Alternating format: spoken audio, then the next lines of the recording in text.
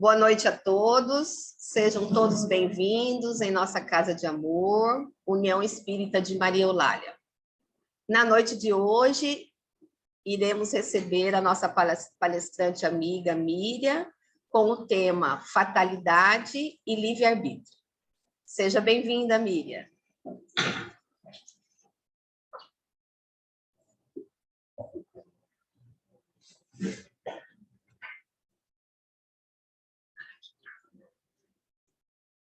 Boa noite a todos.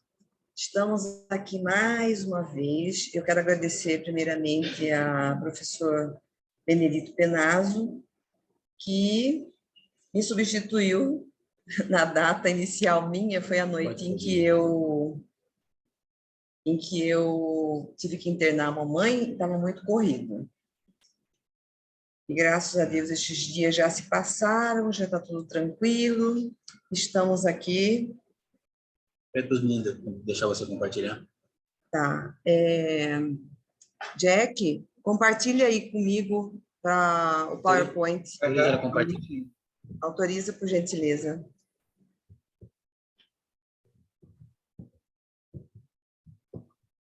Foi.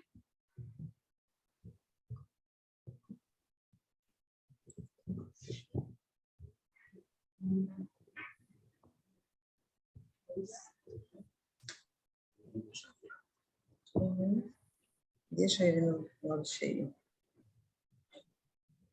Aí. Não.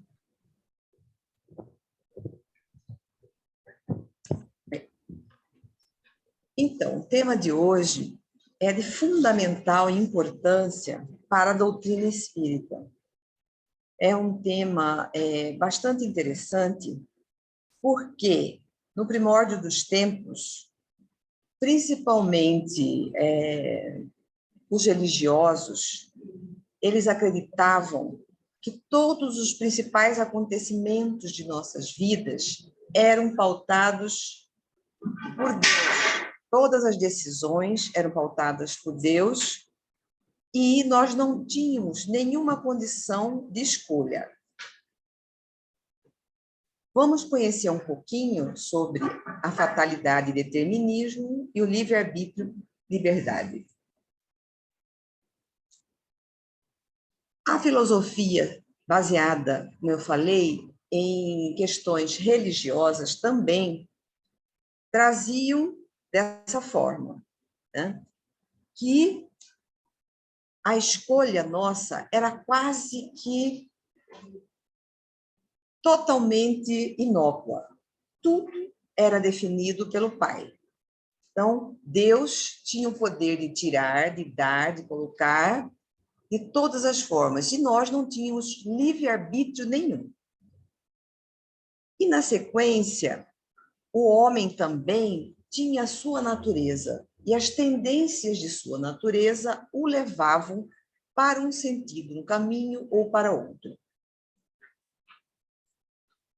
O que pegava aí? Nessas duas correntes, que a liberdade e o livre-arbítrio era total e restrito, era um grupo de filósofos achavam isso, e um grupo achava que tudo era determinado por Deus. Existia fatalidade em tudo. Era irrestrita. No livre-arbítrio, o que é o livre-arbítrio? É a possibilidade de decidir e escolher em função da própria vontade, isenta de qualquer condicionamento ou motivo ou causa determinante. Então, você aí não pode tomar decisão de nada. Você tem uma tendência para o mal ou para o bem, e que essa tendência te leva a tomar decisões. Então, a vontade humana, dentro do livre-arbítrio, ela é livre. Você escolhe qual o caminho, qual a forma. Até o pensamento, que é a base de todas as nossas atitudes, as nossas motivações, podem ser selecionados. Nós temos hoje instrumentos de modificar o pensamento e nos levar a sermos pessoas saudáveis. O que muda na questão do livre-arbítrio e o determinismo ser irrestrito? é a doutrina das reencarnações. Quando nós passamos a aceitar a base doutrinária que nós vivemos inúmeras vidas, que nós encarnamos na Terra, aqui em Cuiabá, estamos aqui nesse momento, mas já estivemos num outro momento, numa outra situação. Pode também ter sido em Cuiabá, com esta mesma família, ou podemos ter nascido em algum lugar na Europa, na África. Já tivemos vivências. E todas as dádivas que nós trouxemos, na realidade, são conhecimentos acumulados de outras vidas. Essas facilidades que nós temos na área nossa escolhida como profissão são, na realidade, acúmulo de conhecimento de outras vidas. Então, não tem um superdotado, tem uma pessoa que já reencarnou inúmeras vezes, tanto do lado intelectual quanto do lado moral. Nós podemos reencarnar N vezes, com N vivências, e é o que nos difere, que somos seres únicos. Por exemplo, um Chico Xavier, um ser de luz iluminado, possivelmente ele tem 1000 encarnações a mais do que a nossa. Nós podemos, diante dele, ser um espírito com menos encarnações, então menos vivências, menos experiências. E um dia nós vamos chegar lá. Então, a doutrina dos renascimentos, ela começa a clarificar, como nós vamos ver, essa questão da fatalidade e do livre-arbítrio. Por quê? Porque para a doutrina, qual que é a base nossa? É a evolução como espírito. E Deus, em sua justiça, não deixaria que um espírito nascesse Chico Xavier e um outro espírito nascesse um indígena, no mesmo grau. Então, no início, nos primórdios, todos nós nascemos iguais, ignorantes, tanto do lado intelectual quanto do lado moral, todos nós. E aqui na Terra, nós vivemos, como nós somos seres únicos e diferentes, cada um está numa faixa evolutiva. Por isso que a gente tem mais dificuldade com uns, como a Milúcia trouxe, do que com outros. Aqueles às quais nós temos mais afinidade, somos mais afins, porque eles estão já no mesmo grau evolutivo. Passaram por vivências e experiências semelhantes às nossas. E qual que é o princípio único de Deus? O principal é a evolução. Nós estamos aqui para quê? Para evoluir. Então, cada um de nós vamos ter oportunidades incríveis para o nosso processo evolutivo. Agora vamos entrar um pouquinho no tema que é o determinismo. Então, como eu trouxe no início, ele foi útil para a ciência, sobretudo para a física, para a matemática, para a química, para a biologia, para determinar as leis básicas, estabelecer relações entre a ocorrência de um fato e os mecanismos que o governam. Foram criadas leis. 1 mais 1, 2, né? Se eu fizer uma ação, eu vou ter essa reação. Então, toda a ciência está baseada no determinismo, e ela foi muito importante porque, ao testar e ao repetir, você prova a sua veracidade nas hipóteses, como a gente viu, né? No ginásio, depois no segundo grau, na física, na química. O problema começou, então, quando quiseram levar o determinismo para o ser humano, que é um ser pensante e que faz escolhas. Aí começou a furar tudo.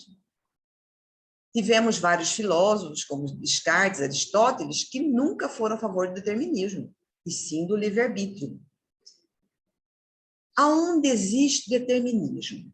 Nós vamos ver duas coisas extremamente importantes. O determinismo ele existe no reino animal e o reino hominal inferior, digamos, quem está iniciando a escala evolutiva. Vamos citar um exemplo.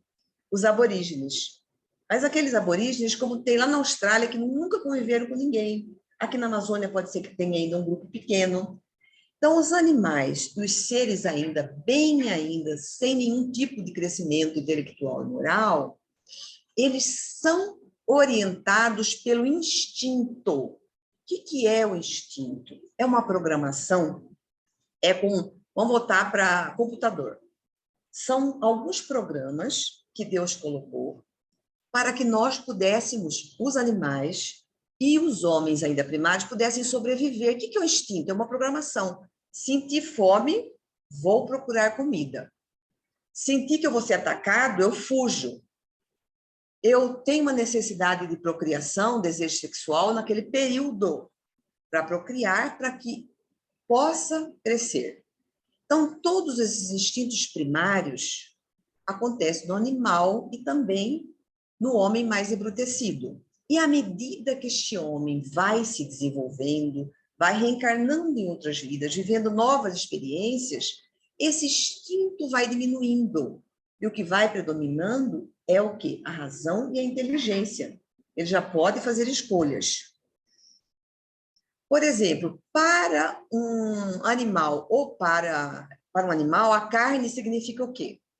Apenas uma maneira dele se alimentar. Está com fome, a carne, ele vai ali buscar carne. Agora, para o homem já civilizado, a carne pode representar um material de estudo, né, de uma, digamos, sobre a proteína. A carne pode, para um químico, retirar dali todos os elementos que compõem a carne e destrinchar e levar aquilo a uma conclusão científica. São completamente diferentes, né, o que pode ser empregado com a carne. E como eu já trouxe, o instinto ele vai desaparecendo à medida que nós vamos evoluindo intelectual e moralmente, ele começa a suavizar. Nós temos ainda laivos de instinto. Temos sim. Alguns movimentos nossos são instintivos, como, por exemplo, alguém vai encostando alguma coisa nos nossos olhos, até no exame médico. O que a gente faz? Fecha a pálpebra. Na hora, né? O que é isso? É uma defesa do nosso organismo para não ficar cego. Temos vários instintos que o corpo mesmo reproduz. E, à luz da ideia reencarnacionista, a ideia espírita e de todas as filosofias que aceitam vidas sequenciais, ele traz a lei de causa e efeito e vem explicar que não existe determinismo total. O determinismo, ele é relativo. E aonde estaria o determinismo para nós que somos espíritas? No planejamento reencarnatório. Então, nós vamos ver um quadrinho lá, quase mais no final, que vai explicar e ficar bem claro para a gente. Onde que tem determinismo? Por exemplo, na vida passada, o determinismo só existe no passado. Então, tá, outra vida, digamos assim, eu deixei minha família e fugi com um amante que eu apaixonei, deixei meus filhos, marido, tudo. Fui viver o amor. Então, eu vivi aquela experiência na vida anterior. Quando eu parti, na morte da vida anterior, fui para o plano espiritual, fui para o Ministério de Reencarnação, ali meu mentor me chamou. Miriam, vamos estudar agora como que vai ser essa próxima reencarnação sua na Terra. Ah, vamos sim. Ah, eu gostaria de nascer lá na Noruega, gostaria de ser um cientista, ficar livre, não quero casar, eu quero só lidar com a ciência. E o mentor falou, não, senhora, aqui, ó, você já falhou aqui, você precisa tentar vivenciar outra vez, você vai reabsorver os 5 filhos que você abandonou na vida anterior. Então, a senhora não vai ficar solteirinha, não, passeando por aí afora e estudando. A senhora vai ter uma família. E aquele que você abandonou, ele vai vir como seu filho, para você não cometer o mesmo erro se ele viesse com o marido. Ele vem com um filhinho que vai ter um pouco de pé na frente e um atrás com você, lógico, aquele filho que não aceita bem o pai ou a mãe. Por quê? Porque na outra vida nós falhamos com ele. Toda vez que alguém não nos aceita integralmente, porque nós falhamos. E se nós não aceitamos alguém, que ele falhou conosco. E a gente tem tudo isso embutido no nosso instinto como uma defesa. Por quê? Porque a nível emocional a gente não quer sofrer uma segunda vez, tá? Ficou claro, então, que o determinismo ele só existe na ação da vida passada. Então, quando nós escolhemos, como a gente vai ver, o local, a família, a profissão, aí já existe um determinismo relativo, porque é lá em cima no planejamento que nós vamos sentar e acordar com nossos mentores todos esses detalhes da próxima encarnação. Então, eu não vou ficar livre, não. Ah, eu não quero isso, eu quero aquilo. Ah, eu queria vir com perna grossa, né? Loura, dos olhos azuis, né? Uma morena linda, né? Sensual. Não tem nada disso. Vai vir assim, com problema de vista, perna fina, papapá, e vem tudo conforme não é como a gente quer. Os mínimos detalhes são decididos. Agora, vamos ver um pouquinho o que Kardec, tentando esclarecer essa questão, ele nos trouxe. Nós temos no Livro dos Espíritos praticamente umas 25 questões, todas sobre determinismo e livre-arbítrio. É uma área bastante estudada na doutrina. Na questão 861, encontramos uma importante distinção quanto à fatalidade entre os acontecimentos materiais e os de ordem moral. Então, a gente diria assim, fatalidade existe a nível moral? O que vocês acham? Existia uma fatalidade moral? Ou só nas questões materiais? Kardec vem trazer essa dúvida. Vamos ler. Só fatalidade, só a nível material. A moral sempre nós vamos ter escolha de parte de nós, seres inteligentes. Então, a fatalidade ela está ligada às questões físicas, materiais. Aqui. Os espíritos respondem a Kardec. Demais, sempre confundis duas coisas muito distintas, os sucessos materiais da vida e os atos de vida moral. Se há, às vezes, fatalidade, é nos acontecimentos materiais que residem fora de vós e que independem de vossa vontade. Não depende de nós. As questões básicas, como eu falei, o lugar onde nós vamos nascer, a família onde nós vamos nascer, até a profissão nós podemos mudar. E o casamento também, se era predestinado ao casar aos 25 anos, eu engravidei e casei aos 15, eu antecipei e fui por um outro caminho que não era a previsão anterior. Mas existem algumas coisas que vêm determinadamente para nosso crescimento. Então, quanto aos atos de vida moral, esses emanam sempre do próprio homem e, por conseguinte, têm sempre a liberdade de escolha. No tocante, pois, esses atos, nunca há fatalidade. Então, aconteceu de uma pessoa encontrar alguém, e a amiga dela falou, oh, meu Deus, por que colocou aquela pessoa, já que ela é tão frágil, né, estava carente, ali? Não tem nada de fatalidade. Em qualquer momento eu poderia fazer, não quero não, né? Agora eu estou aqui com meu noivo, estou com a minha noiva, ou então, uma coisa mais séria, né? Você está trabalhando num banco e você resolver subornar, roubar, sempre os atos de vida moral, não existe fatalidade. É escolha própria nossa. Dessa forma, a fatalidade só pode existir em relação às provas físicas. Um corpo mal deformado, uma doença grave, uma queda mortal, como aquele cantor que caiu lá nos Estados Unidos e morreu, né, famoso, naquela época, jovem ainda, né? Duas filhas que nós temos, uma pessoa vem completamente com problema... Material? Sim, a riqueza e a pobreza é material. Então, aí tem fatalidade. É uma escolha. Você vai nascer na favela da Rocinha ou você vai nascer lá na Suécia, na Suíça, né? Que a renda per capita é altíssima, não existe pobreza mais, né? Então, não tem prova a nível moral que fica gravado em nós. Qualquer coisa que a gente vê que aconteceu com alguém que é material, ali tem fatalidade. É moral, podia escolher, não tem fatalidade. Tá? Ficou claro, né? E o livre-arbítrio? Vamos ver um pouquinho sobre o livre-arbítrio. O livre-arbítrio, ele é progressivo, como a gente já viu. Lá no início, ele era só um instinto, ele foi crescendo, nós fomos estudando, crescendo a nível moral, a nível intelectual, e ele foi aumentando. E esse determinismo, ele vai sendo o quê? Diminuído, porque você vai, a cada momento, ficando mais em condições de fazer escolhas.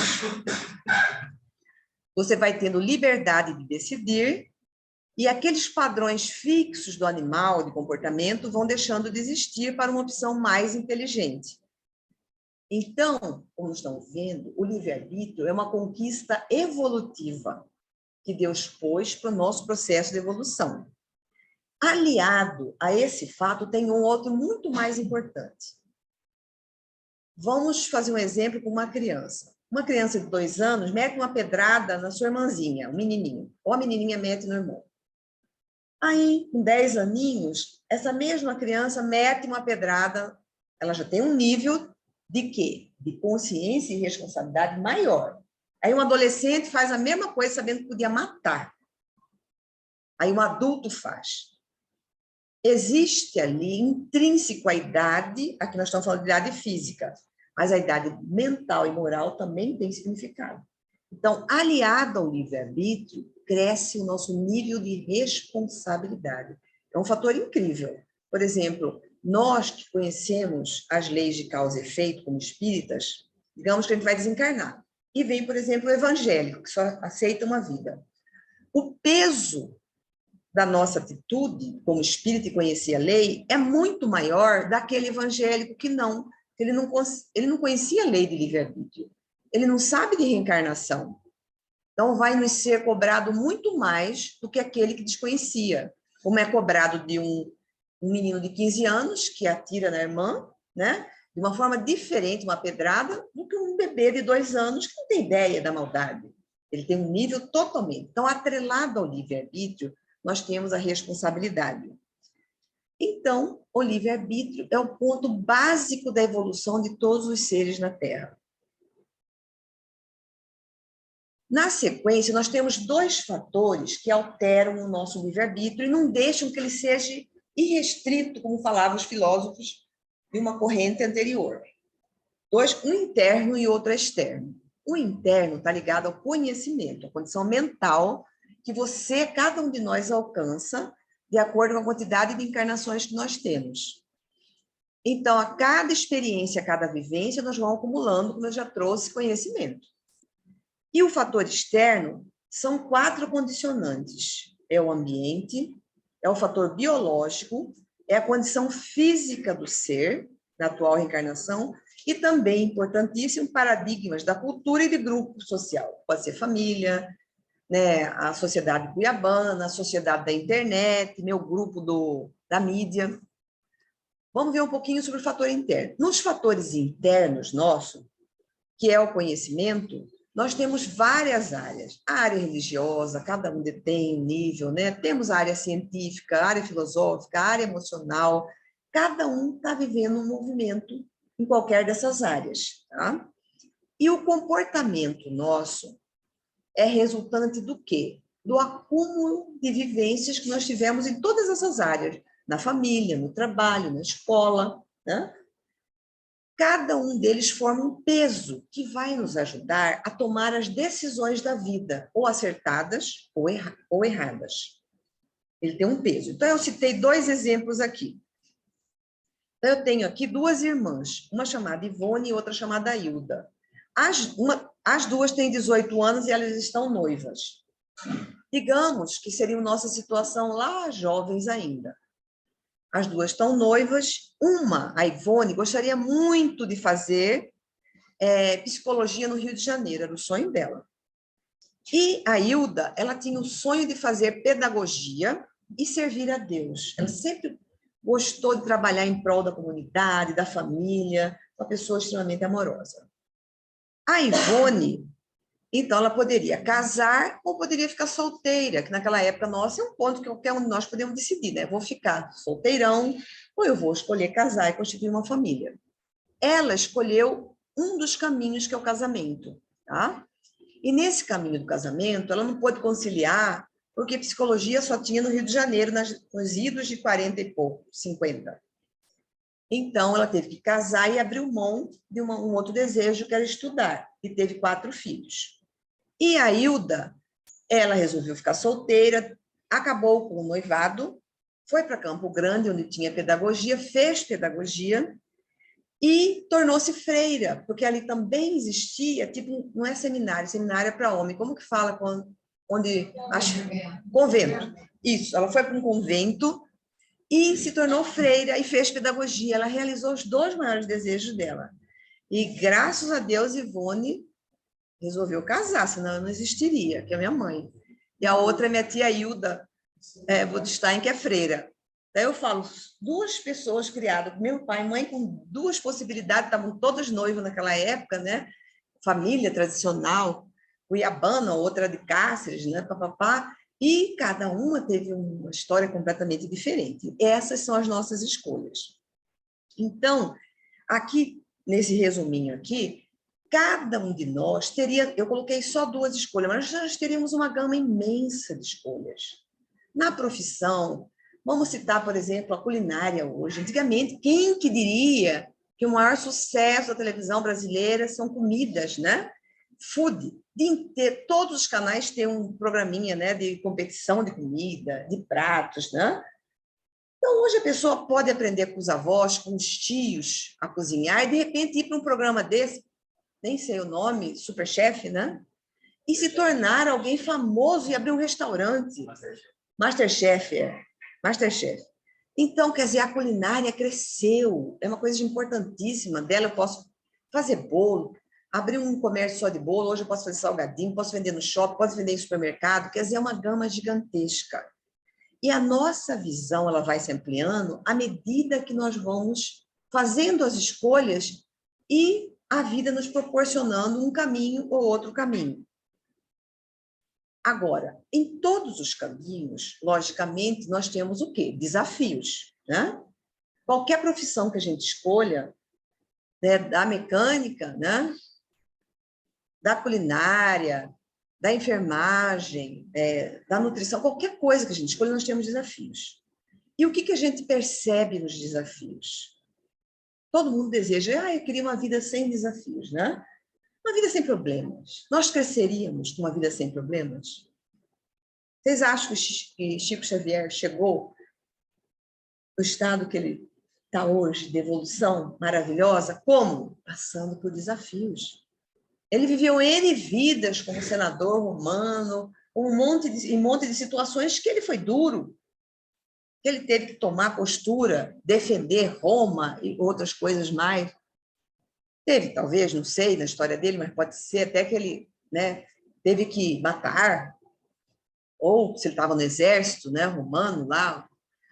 Não, nós passamos pela fase bárbara, todos nós vivemos a fase bárbara, que entrava numa aldeia, estuprava, né, pegava as crianças, roubava o ouro. Tudo isso nós já vivemos, e nós queremos facilidades.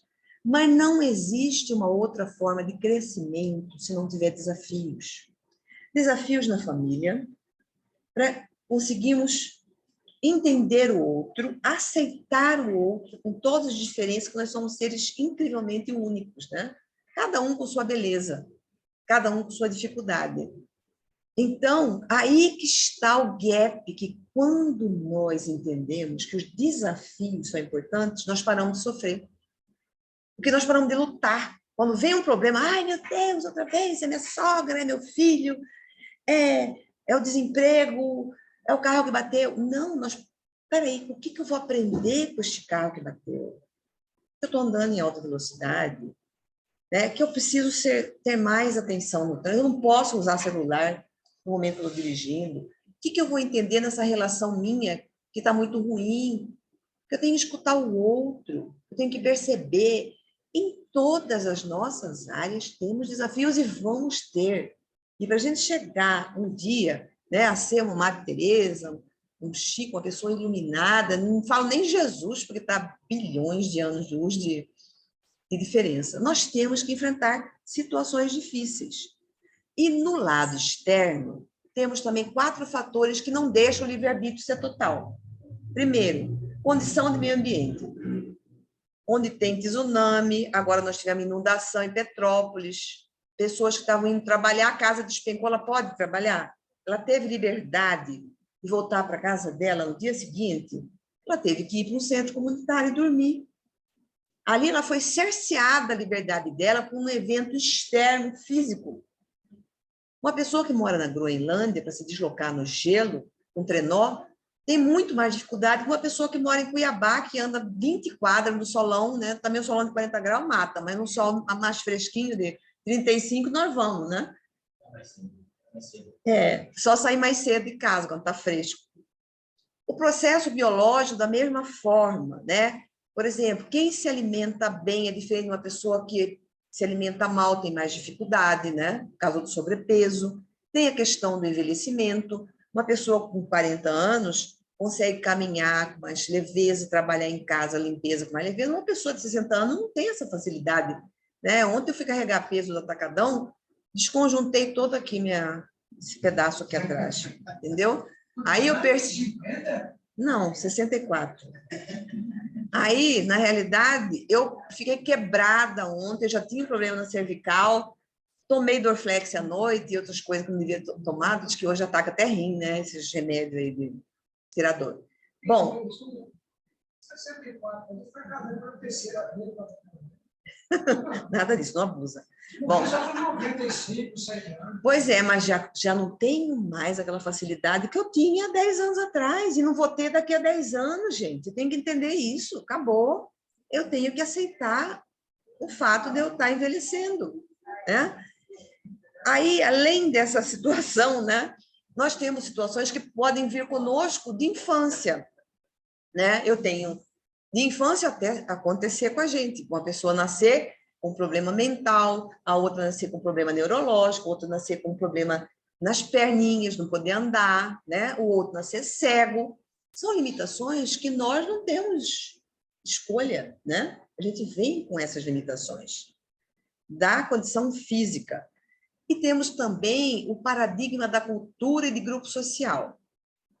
Então, toda vez que eu falava do Color Cuiabá, meu marido falava assim, olha, eu acho que você deveria ter nascido lá no Afeganistão. Além de você ser rebelde, lá você ia ter que andar de burca, passar um calor de 50 graus, você não ia andar de carro, porque mulher não dirige, e você também não ia ficar discutindo com homem, porque lá não pode nem assistir aula homem e mulher. Toda vez ele lembrava que eu, na próxima encarnação, de que eu vou nascer no Afeganistão. Você fica reclamando, na próxima, é essa que vai ser a sua parada próxima, né? Então, quer dizer, tem liberdade uma mulher no Afeganistão pelo próprio grupo social, pela cultura, né? Nós também somos. Por exemplo, a fonte da liberdade, o desejo de todos os países é ir para onde? Para os Estados Unidos, porque lá tem liberdade para tudo. Hoje, a Rússia, com a história da guerra, foi cortado dos jovens o Google, Facebook e Instagram. Acabou com a vida do jovem, deve estar tudo em depressão, vai ter até muito suicídio lá. Eles vivem o dia inteiro no Instagram, né? O dia inteiro. Imagina a juventude russa sem essas 3 saídas. Hã?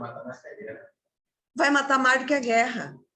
Você entendeu? Por quê? Porque neste momento lá está tendo uma limitação ao livre-arbítrio do jovem de falar com os amiguinhos dele, de ver o que aconteceu, né?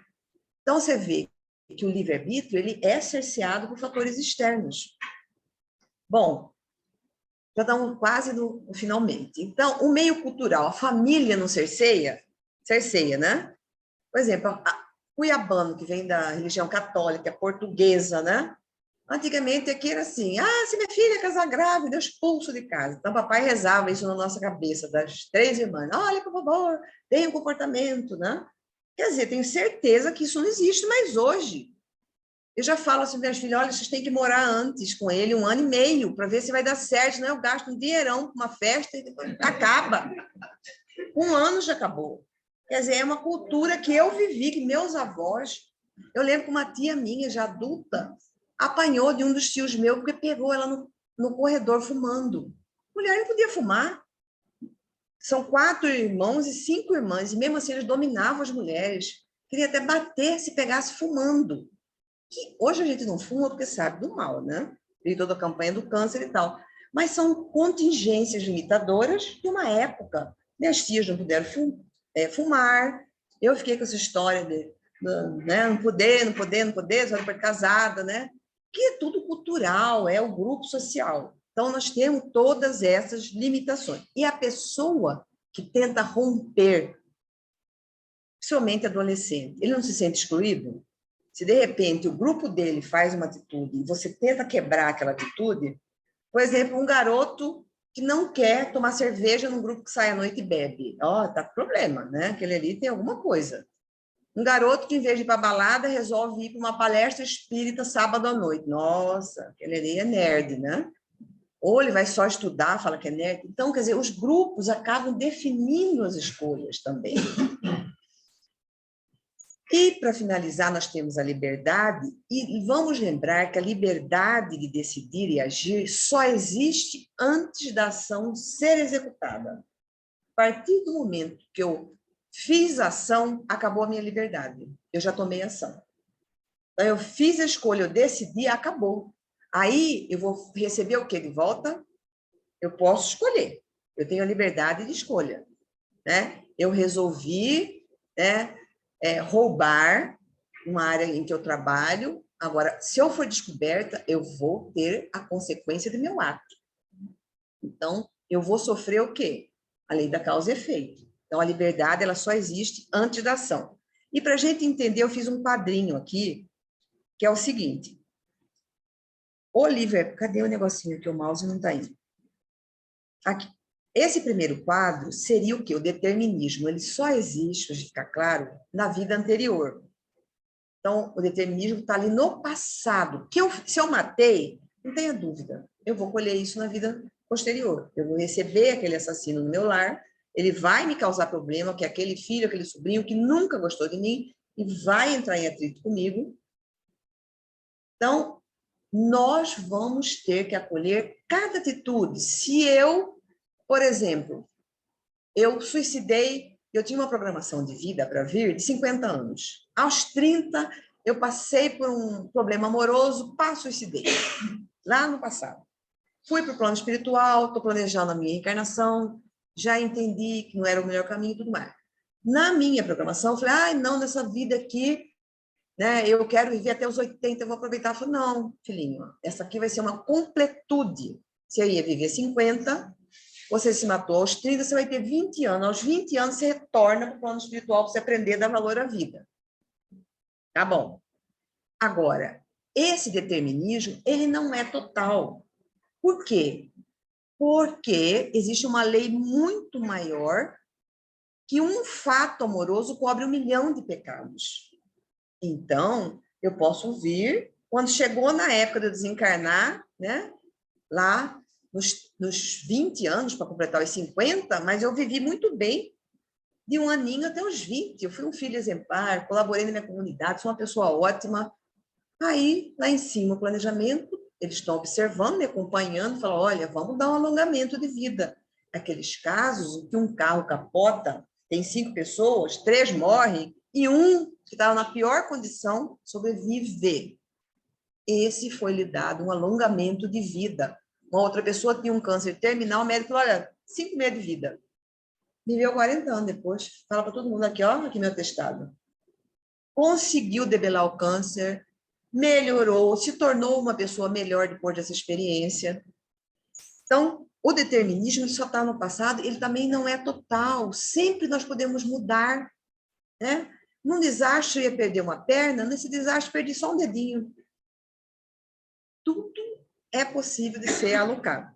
E lá na espiritualidade, você também vai ter o livre-arbítrio, quem já tem entendimento, não os que compulsivamente retornam à Terra. Os que não têm entendimento nenhum intelectual e moral, eles têm que reencarnar compulsivamente. Mas quem já tem um pouquinho, pode ajudar na decisão. Tá bom, né?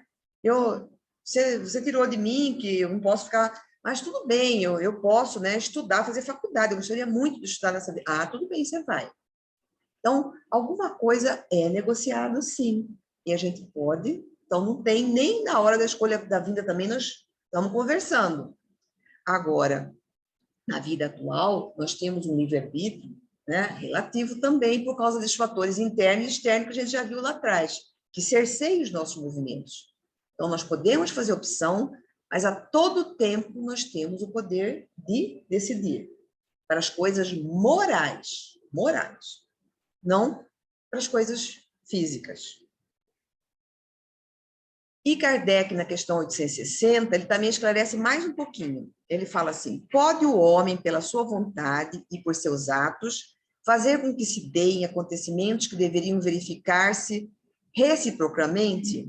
Pode-se, se essa aparente mudança nos acontecimentos tiver cabimento na sequência da vida que ele escolheu. É o que eu acabei de falar.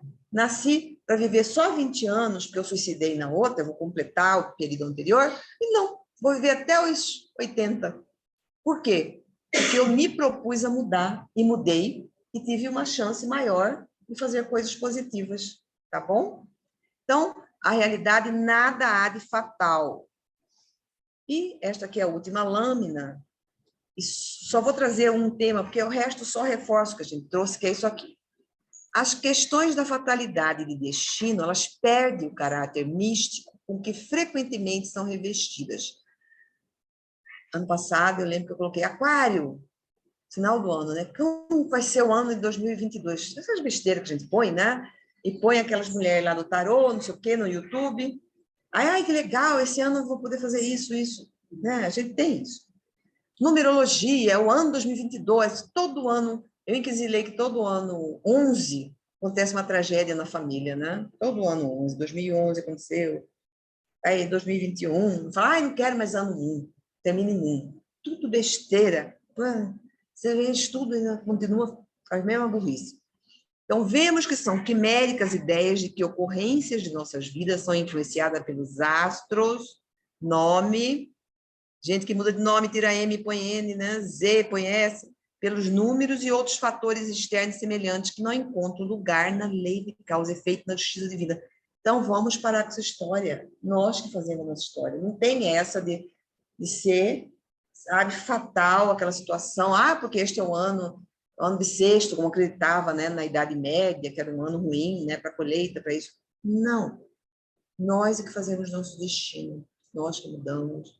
E todo o bem, todo o mal que nos acontece vem na medida certa, com a pessoa certa, e são consequências das boas ou mal escolhas que nós fizemos. Então, essa é a mensagem da noite de hoje, e está pesquisada aí no Livro dos Espíritos, alguns livros, né?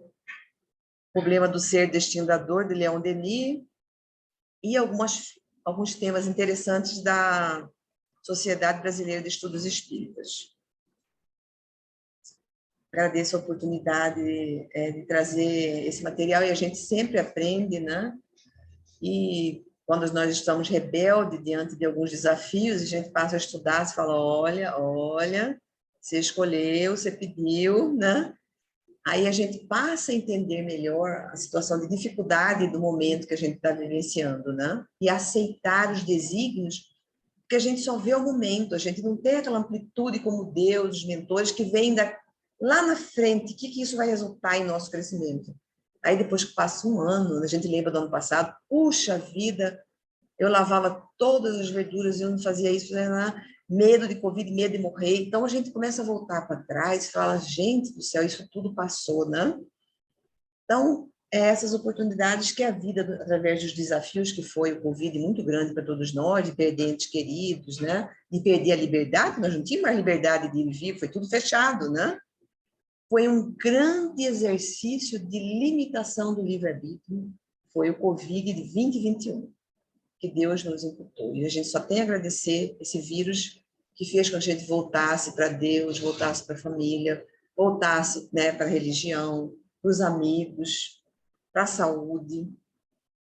É isso. Então, vamos fechar os nossos olhos, vamos relaxar, vamos conectar nesse instante aos anjos protetores, aos mentores espirituais que se encontram aqui no momento.